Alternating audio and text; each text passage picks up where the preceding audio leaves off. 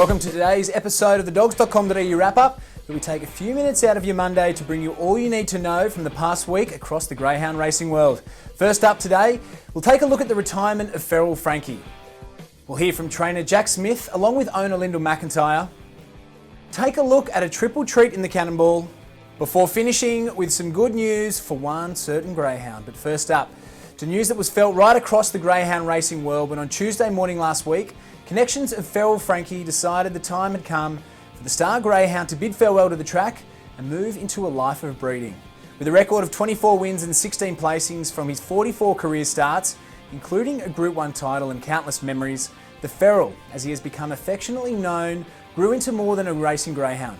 On the track, his tenacious, never-give-up attitude made every race an exhilarating experience until he crossed that line. However, feral Franky transcended the track in many ways, bringing people who weren't familiar with the sport into the greyhound racing world.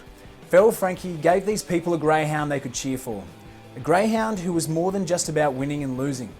He will be remembered for this just as much as his heart-stopping race style, no doubt. His trainer Jack Smith said it had been a ride to remember and something he and wife Marie had been honoured to be a part of. Oh, we're very grateful, mate. It's been a great ride from pretty much the word go.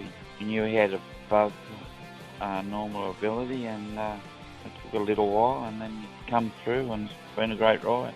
So he's going out on top, mate. He's in the prime of his life. Speaking on the announcement, owner Lyndall McIntyre said it was an emotional time for her to farewell the feral from racing, and also said it was a decision made not lightly, following an unbelievable ride.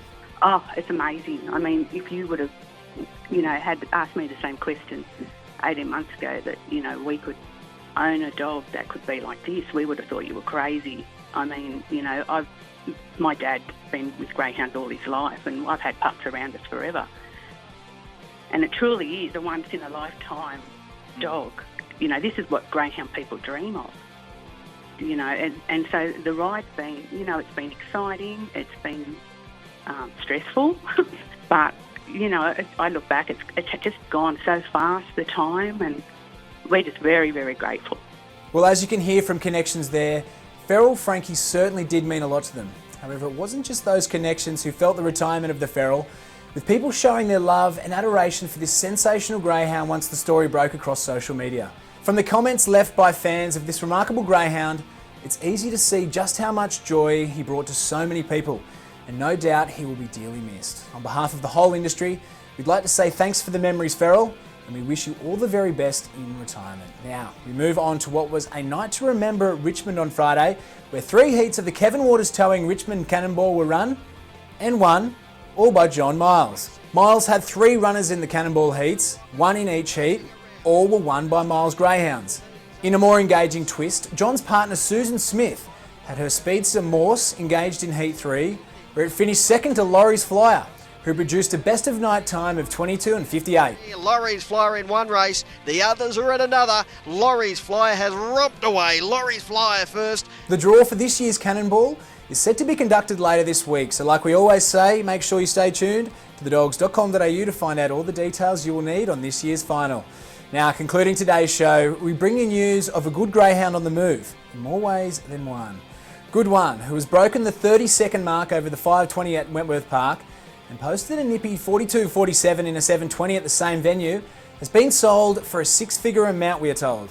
Clients of Hunter Valley trainer Harry Sarkis have bought the greyhound from the dog's owners, with previous trainer George Borg handing Good Juan over to his new connections late last week. Borg said that when connections told him of the huge offer to sell, he told them the offer was too good to refuse and that they should accept. Good Juan, who staged a remarkable last to first performance to win over the 535 metres at his most recent start at Richmond on January 25, has had 15 races for 6 wins and 5 second placings. So we'll be sure to keep a close eye on the career of this in-demand greyhound. That's all we have time for this week. Thanks for joining us on today's episode of the dogs.com.au wrap-up.